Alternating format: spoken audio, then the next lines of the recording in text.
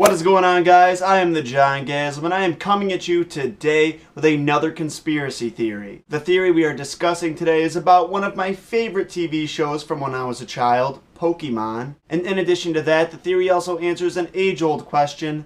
At the beginning of the series, why was Pikachu such a douchebag? To answer that, we have to start at the very beginning. Where is Pikachu from? Essentially, because Ash overslept, he missed the opportunity to get some of the starter Pokemon he planned on getting. As a result, he had to take an alternate starter. Pikachu was this alternate. Now, as many fans of the series would know, Pikachu was not obedient when Ash first got him. Ash had to prove that he truly cared for Pikachu by sacrificing himself for Pikachu's safety, and even that was just a chip away at the block. Now, it's not at all uncommon for Pokemon to not obey their trainers. Throughout the series, Ash has multiple Pokemon who evolve and then decide that they don't need to listen to him anymore. Charizard is one of those Pokemon. And although it isn't rare for that to happen, Pikachu is the only Pokemon who decides right off the bat that he wants nothing to do with Ash. So let's take a step back to when Ash first picks out Pikachu. We see Pikachu's ball and it has a lightning bolt on it. This is probably a seal. The seals were only usable accessories in the Diamond and Pearl games. Now we can probably assume that Pikachu is from the Sinnoh region. It's one of the few regions that actually has Pikachus. But why would a Pokemon from Sinnoh be in the care of Professor Oak? Well, in the second episode, we see a generator in a hospital that's powered by Pikachus. With Oak performing important research, he probably needed a backup generator to make sure that all of his work wasn't lost if for some reason he lost power to his lab. So chances are, Oak has a Pika generator of his own. The thing is, with these generators, you'd need a Pikachu with the right stats to really get the most out of it. For example, a Pikachu would probably need high stamina and high speed. Now, it's not like all Pikachus are just born with these stats. So it's not unlikely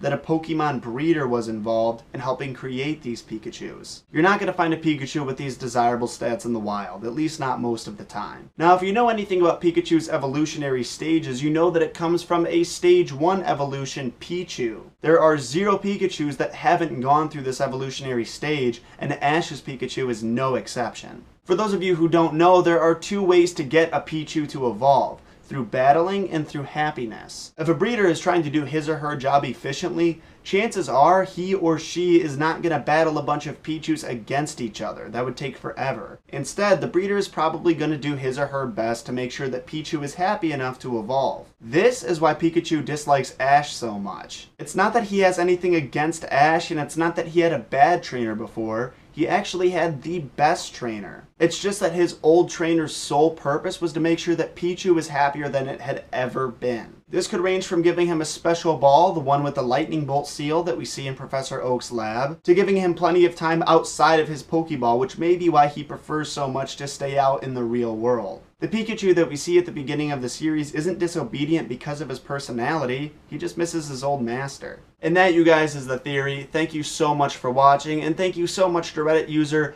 Oufour for writing this theory out. I'll put a link to the original in the description down below if you guys want to check it out yourself. It provides a lot more detail than I did in this video. But as always, you guys, I'm going to give you my closing spiel and ask you to rate, comment, and subscribe just so I can get some solid feedback. If you thought this theory was interesting and you know another Pokemon fan who might enjoy it, make sure you hit that share button down below. It really helps spread awareness for the channel. Does me a huge favor. And as always, the links to my social media accounts are in the description down below. If you feel like being a super fan, go give those a like and follow. However, you guys, like I always say, whether you do all of that or none of it at all, I appreciate you watching this video regardless. Thank you guys so much for stopping by, and stay fresh.